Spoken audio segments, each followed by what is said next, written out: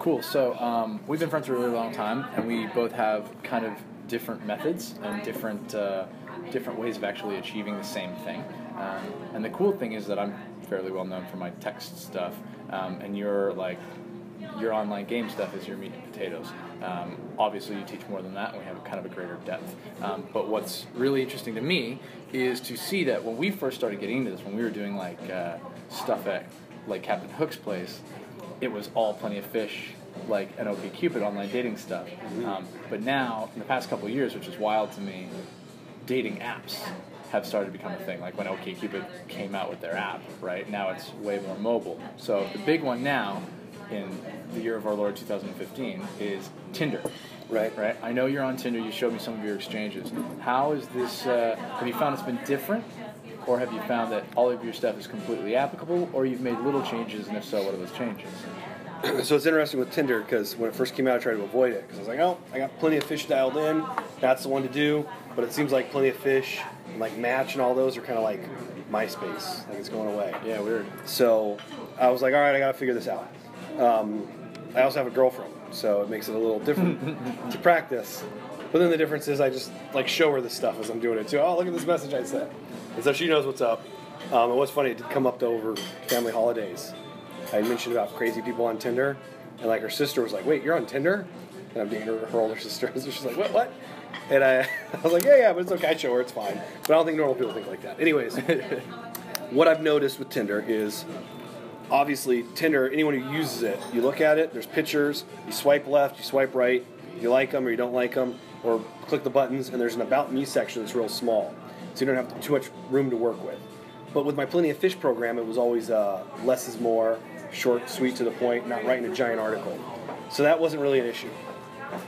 What I have noticed, though, is because it's synced to Facebook, I'm not too active on Facebook, but what I tell my guys is, get more active and like the things you like the TV shows, like the movies, like the thing I see all the time is that I fucking love science page that always puts up cool nerdy things, which I like, but I see tons of girls that like that because it'll show likes and also friends in common. Well, especially with me, I have thousands of Facebook friends, and we know a lot of the same people, and some of the guys we know who are very socially savvy or we're on TV shows, I see them all the time. I'll see 3 friends in common, so I think that really has a big impact. So get your Facebook page dialed in. Do you think the friends in common thing is a help or a hindrance? Could be both. Yeah. Help if you're just trying to have a normal date and meet someone and talk to them. Could be a hindrance if it's the hookup, because they don't want you knowing their friends. So what I always like doing is I want to create a safe space to where she can unleash and reveal her inner dark, deep, kinky slut side. So yeah, actually coming that up, that's an interesting point. However, I think once they get past that, it might screw it right from the beginning and they don't like me because there's too many friends. But once you start talking, I convey that vibe that I'm not going to share anything. It's just between us. So it could hurt you right then, but I don't know because I never saw those then. So yeah, it's interesting. I didn't even think of that. That's a huge part because I've found that there's actually been quite a few girls that have been like, if we even have any mutual friends, really, we can't be matching. Yeah. Yeah, you know what then? I guess the way to solve it is set up with 2 profiles. Have one fake Facebook and another one. You have 2 phones or something. Log in. Anyways, so what I noticed is it's pictures. Obviously, pictures. That's what you see. You gotta look at it from her perspective. So when I look at a girl's profile, if the first picture is garbage, or it's not clear, or a lot of times even it's confusing. If there's 4 girls in the picture, and one's cute, one's okay, and 2 tubbies, unless that cute one's real cute, I'm not going to take the time to even invest and investigate and figure out who it is. I'll just go, nope, because they know what they're doing. They're being sneaky about it. Yeah, of course. So a clear, good picture. There's been all these research on pictures, like OkCupid put one out. If it's a picture where you're staring at it, if you're looking at the person and there's serious eye contact, that can be intimidating. That can be uncomfortable. And so that one was one that people said didn't work as well. And I go through and test different pictures. So in my program, it's high DHV pictures doing cool stuff. Like mine now is me at a knife class, me in the park doing knife training, me on a motorcycle trip, me in the mountains on a motorcycle trip, on the side of the road, great scenic shot, me in Alaska hiking a glacier, cool things. And it gives a snapshot of who I am. So it gives the opportunity for women who are looking for a guy like me to kind of know what I'm into and about. My About Me is short and sweet. I've played with different ones. I just put up a poem last night that I saw on some girl's page. I copied and pasted it, and I put it on mine, and some girl instantly liked it. It was like, oh my god, that's so-and-so, I love it. I messaged you about it, right? Yeah, and I was like, actually, I don't even know who that is. I just copied it off a girl's page the other day. So I'm just playing around. So it's really not taking it too serious, having fun. You're not trying to tell your life story. You're not trying to tell the girl you just broke up. You're not trying to go, oh, I'm on this. Not just fun, lighthearted, cocky, funny. That seems to work best. Handful of pictures. And getting on it and being active. Because a lot of guys will try it one night and they're like, oh, that's it. I didn't find anyone. But like you can see us at the seminar we're at right now. Yeah, there's a speaker coming up. You pull it out, like, oh, dislike, and you do it for a minute. You're in the bathroom. That's what I always told my guys on Plenty of Fish. I go, literally, in the morning before I go to bed, or when I wake up, at night before I go to bed, when I'm on the cam. That's when I'm on Plenty of Fish. Yeah. That's when I'm sending messages. I'm responding to messages all the time if I can, if I'm getting them. But I'm not spending hours and hours and hours on time. It's just real quick. And I even have a couple little go-to lines I throw out too. They seem to work. And then ultimately, my goal always is to obviously get us both to like each other, get a little conversation going, and try to get them offline as fast as possible because other guys are going to be messaging them too. Yeah, so I found as soon as you can get away from the whole aspect of Tinder, because every time you go back on Tinder, she goes to check your message, and there's a couple other guys, and maybe there is one that has a better profile than you, but well, she's messaging other guys. People who are watching this, she's messaging other guys, but in the meantime, I have sunk our hooks in between those messages to them. Yeah. So you don't want to be going against guys like us. I think I'm not afraid. You don't want to be going against guys like us. As soon as possible, strike while the iron's hot. One of the things that I really just realized that was really important about Tinder for me is understanding. So with my whole text philosophy and the way that I'm communicating via text and via phone, it's that it doesn't matter where you get the number or how you get the number. As soon as you're texting, for me, obviously we do different styles of texting, but for me, as soon as you're texting, it's completely different. Right. It's now not, just Tinder. It's just a Tinder person or whatever. It's a guy that has my phone number, right? The big problem that I don't like about Tinder is that you can't send pictures, right? And I'm big on that. So as soon as I can get them off and get them into their phone number or into actual like a text communication, I'll start sending pictures. Which is also a really great way to get their number to get off and say, oh, I want to send you this funny picture, give me your number. And you'll find that, I was spending a while chatting and DHVing and telling them stories and, like qualification and stuff. I realized even if I had done this and put all this energy into it and this effort into this Tinder conversation, they would still flake out or disappear or whatever. They get sick of the app because there's 20 guys. I mean, I went on a great date with a girl who deleted Tinder right after. Right. She was like, I just wanted a nice date and a nice lover. Plenty of Fish. I was my girlfriend. Same thing. Yeah, exactly. So it's interesting you said that because that actually I think that's a great idea with pictures. I never even thought about that because I actually use a Google Voice number with the girls because I just got a new cell phone too and I'm trying to transition everything to Google Voice because I get bad cell phone reception where I live. But I'm actually not wanting to throw out my number to everyone because I've gotten called like years later and I just get weird stuff and I'm like, I kind of want to be more private. So Google Voice is I can just block people real easily. So now anytime I'm doing that, I actually give my Google Voice number. And I can't send pictures through that. I can get some, and they're not that good. It emails you to them, it's a pain in the ass. But I can't even send them. So it's interesting because I never even thought about that. So that's an interesting take with pictures. My goal always, like you said, was to get them off. Mine's just a couple messages back and forth. They realize I'm not some creeper. I'll throw out some DHV stuff just about me, my philosophy, what I'm there for, how we're flirting. As soon as there's a connection, or as soon as I feel they bite that hook, I reel them out. You can pull them out, yeah. It's interesting, too, because when you... All right, thank you very much. Thanks. You got more chicken than I did. Look at that. That's clearly more chicken than I did. Is it? Give me a piece of your chicken. No, I'm just kidding. So, I might save you one. At the end. This Caesar salad was awesome last time. Yeah, good.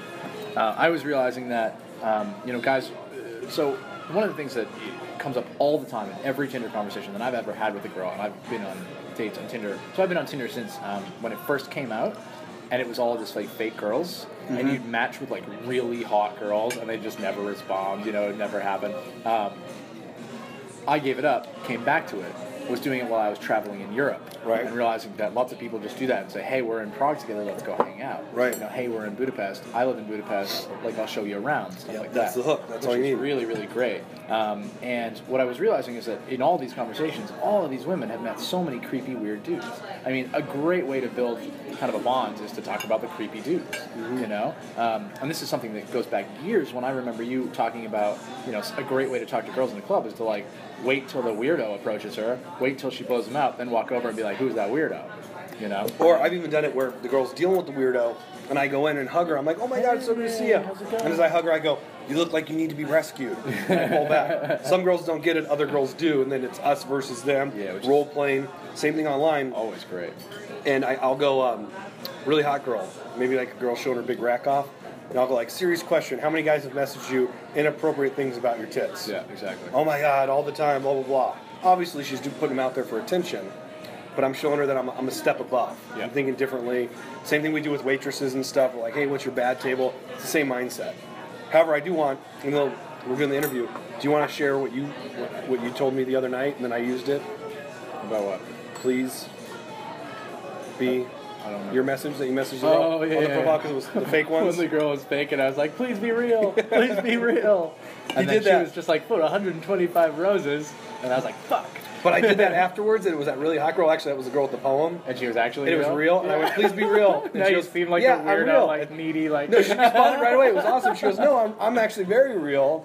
Why were you asking that? And I was like, because your profile is amazing, and every time I've seen a girl that's like, beautiful. Oh, and she had that gets my hope poem, the too, poem.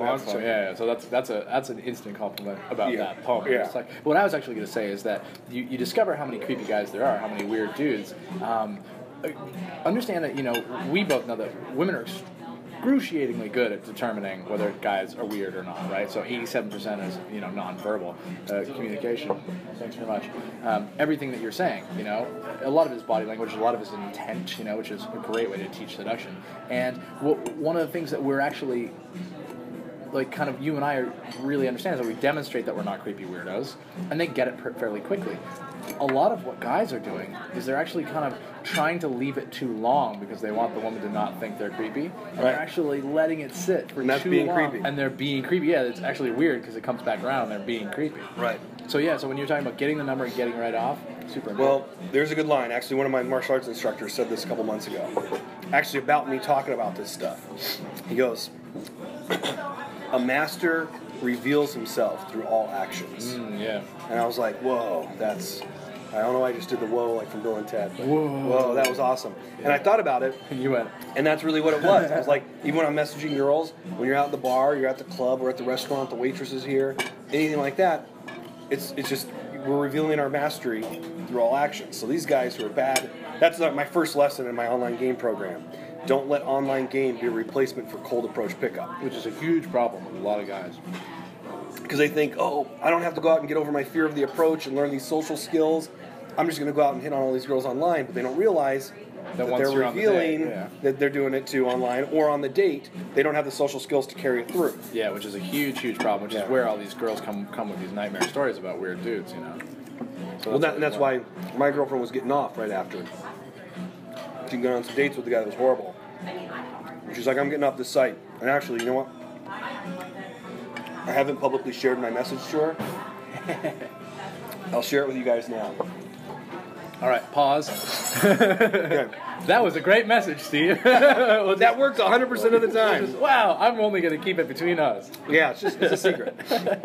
So, I hinted at it, but I haven't even posted it on my online game section of my forum. So, what happened was I messaged her. Well, let's get this straight. This is the girl that you're dating right now. Yeah. Right? Tall, beautiful, blonde girl. Super cool, super fun, super talented. Most amazing woman I've ever dated. Yeah, incredible. Connect with her on such a deep level. Loving, supportive, caring, thoughtful. I mean, and jackpot. Like a babe. Yeah, she's pretty like beautiful. A serious babe. She's pretty cool. I don't know. Yeah, well, I don't even... I messaged her. I think I have the screenshots. I can almost find it and read it. It'll take me a few minutes. But ultimately what it was is I messaged her, and I was like, hey, your profile, I go, wow, you seem really cool. I have a feeling we're going to click. And I go, how's it going so far? Are you getting like overwhelmed by creeps yet? Right, it's made some little joke, just like what we talked about earlier. And then she's like, oh my God, this website's crazy. Like, I can't handle it. I'm getting ready to cancel my account. And I respond back and I go, well, before you do that, give me your phone number. Because either worst case scenario, we'll go out somewhere cool, enjoy a delicious beverage, and have an awesome time, or we'll click. So basically, it's a double bind. Either something awesome or something amazing is going to happen, and that's it. And she responds back and goes, wow, I like your straightforward offer. Here's my number. And this is a girl who's not easy to pick up. Yeah, for sure. She only went on like a couple dates with guys on the website. She was overwhelmed, was getting ready to cancel it out. And she's like, wow, I like your straightforward response. Here's my number. So I saved it, texted her, we started talking. The next day, 2 days later, she was off. So luckily I called her right away and saved it. Otherwise I would have also lost it if I hadn't saved it by then, which a lot of guys do. Oh, I'll wait a little bit to be cool. Yeah, which I'm a big, I'm totally in favor of texting right away, calling Strike right while the iron's hot. Yeah, got to get it. You were talking today about doing that and gave some great examples at the Successfulness Conference. You spoke really well. We really enjoyed it. And you were talking exactly about the example that you used about buying the motorcycle. You go in to buy a motorcycle, and I don't know if you want to share that. Yeah. Which is crazy to fucking think about. I went in, I was going to buy a Harley. One of my life goals, ever since I was a kid, I always wanted to ride a motorcycle. So actually, when I did my goal list years ago, that was one of them. And I gave myself like 3 years to get a motorcycle. And obviously before I do a motorcycle, I have to do the riding class. So I had all these life goals, and actually it was coming up. And I was like, shit, I better do these. So I signed up. I signed up for the class at the Harley-Davidson dealership. And I went in to take the class, and as you're doing it, I'm looking around at bikes. And actually, I was going to buy a Ducati Monster, which is an amazing machine. And then I decided to buy a Harley instead because I saw one there I fell in love with. And so I went in, looked at it, and I was already sold. I'd been saving money for a while. I wasn't even going to finance it. I was literally just going to write a check and hand it to him. It's all paid off. Nice. And which was another goal I wanted to get to, where I had financial freedom. And so I went in there to look at it. And one of the sales guys comes up. He's like, hey, man, how's it going? I'm like, oh, I'm good. I'm just looking around. All right, cool. If you need any help, let me know. All right, cool. Walk over to one of the bikes, looking at it. One of the other ones I wanted, it's a little more expensive. Oh, yeah, that's a great bike. Oh, this thing's awesome. You'd be perfect on it. Here, sit on it. I'm like, no, I'm good, man. No, sit on it. No, I'm good. All right. I go, I'm just looking. All right. I think I was waiting even for the class to start. Like, all right, cool. So he leaves me alone. Or he stops talking to me, and I walk over to another bike, and I literally just see him, like, sitting there looking at me and, like, just watching me the whole time. In which... Again, like think about women going out and they have guys staring at them everywhere. How creepy Really bad. So I end up looking at another one. As soon as I look at it and look at the price tag, he comes walking over. Oh yeah, that's a great bike too. I can totally see you on this. Oh, we can finance it $39 a month, or what, $139 a month, whatever it was. And I'm like, dude, I'm just looking around. And it was so bad. It was so much. Like I was already sold. I already wanted the bike. I already knew which one I wanted. Yep. And then I was going to do all these upgrades to it too, because it was a Harley Iron 883. I was going to convert it to a 1200, put exhaust on it, do a different seat, do all this other stuff. And he fucking was just so pushy and so aggressive that even though I was ready to buy it, pushed me away. And I was like, no, I'm cool. And I was going to go somewhere else to buy it because it was just so bad. Such a bad experience. I did that exactly. I took a student out. I live in Austin right now. It's a great shopping place called The Domain that we go. We do day game, but we also get them all, signed up and stuff for clothes and, do outfits and do style consults and stuff like that. And we went to go find a cologne.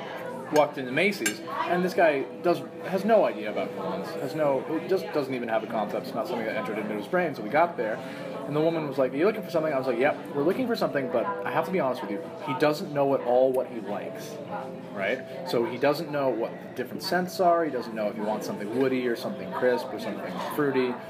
He just has no idea. So we're gonna have to kind of be really patient for him with him." And she was like, So she sprays something, she goes, "Do you like this?"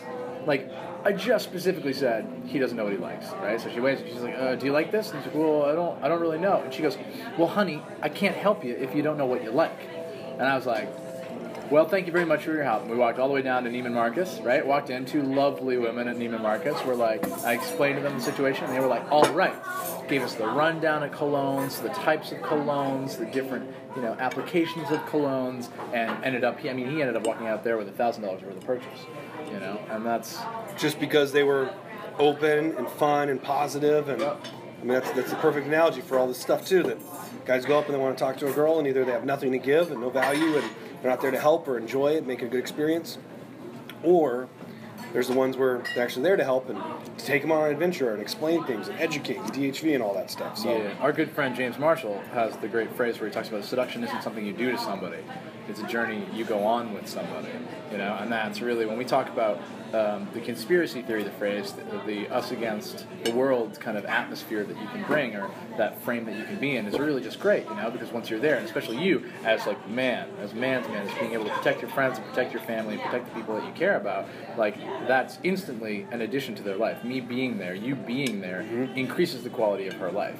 Right? So I always say at Art of the Playboy, we have 2 rules. We have number 1, don't lie. Number 2, leave people better than you found them. Yep. Right? And when we can, whether it be Tinder or OkCupid or in person or at a bar or in daytime, meeting somebody to be part of that seductive journey that you're going on, and really increasing the quality of their life just by being there, just by having that growth. She's doing the same thing to you. That's what it's about. How many times have you heard people say, leave them better than you found them? I hear it all the time. I hear it from a lot of people, a lot of coaches. Very rarely they don't even know how that works. Yep. They don't know how to do that, and then they don't do it also, because a lot of them we know don't leave people better than they found them. They fuck them over. So that's great that that's the rule, because if someone gets some of my time is the most precious gift for anyone. Our time is to give to people, especially my time.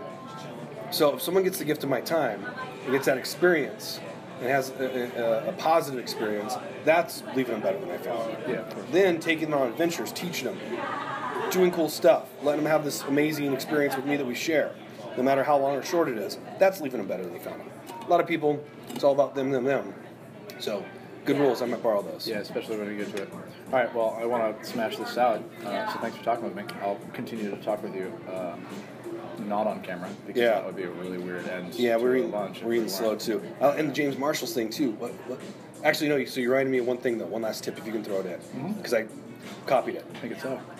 The cologne, because you're talking about shopping for cologne, and you said something the other night about cologne is a.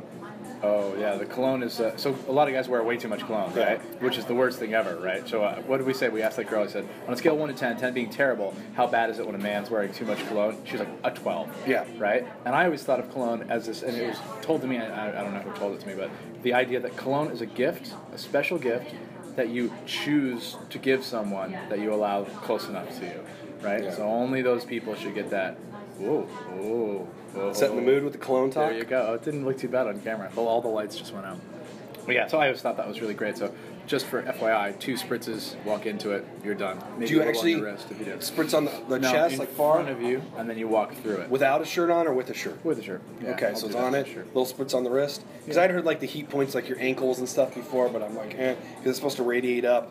I liked it where what you said, I was like, oh, that's great. But what I want to know is, does that apply for Axe or? I don't know. You're the only one that wears Axe. Actually, I've had girls, but I wore it years ago. Did you just say actually? Axe. I've actually had girls grab me as I was walking by, and we were at a friend's party. No, we're in done. Hollywood We're Hills. done. We're done. She grabbed me and goes, "Oh my God, what are you wearing?" No, but even this is why you can't wear it. Just this reason alone. Even if it smells good. I walked by. We're in the Hollywood Hills. I walked by. This is when I was doing pickup full time. I could easily afford nicer stuff to wear with it. She goes, I go walking by. She goes, "Oh my God!" She grabs me and pulls me in. She goes, "You smell delicious. What are you wearing?" And I was like, "Oh my God, it's working just like the commercials." But it's only worked that time. And I go, I can't tell you. I told her. Can't say it. But later, if I'm like, "Oh, I'm wearing Armani double black or black," I think the one I have now is, then I can tell someone. But I was like, I'm too embarrassed to tell her. I told her later. She's like, "No way." But yeah, I can't. So, anyways, I heard that earlier, and I was like, that's awesome. You should share that with your guys, because I'm gonna start saying it. Because I actually have to tell my students when I'm doing like one-on-ones and boot camps and stuff. And we're doing it in our hotel, or I'm meeting them one-on-ones. I've had to start texting them ahead of time. Don't put on cologne beforehand. Yeah. Because they feel like they need to dress up and all. Just when we're teaching, like not when we're going out yet. They're not gonna put it on then. They put it on to meet me, and I'll go in the hotel room. And the guy's like, terrible, yeah. And I'm like, dude, I'm dying. And one guy actually thought I was joking. And he put it on, and I came there, I was like, dude, did you not get my text? And he just sprayed like 10 sprays in the air, and I was dying. And I was like, that's what girls think about this stuff. Yeah. So, yeah. Anyways, I loved when you said that. I was like, oh, middle note, I'm going to write that. Thanks very much. Well, thanks for chatting with me on film. Happy to do it, brother. Cool. Rock and roll. Thanks, guys. Hope you enjoyed it.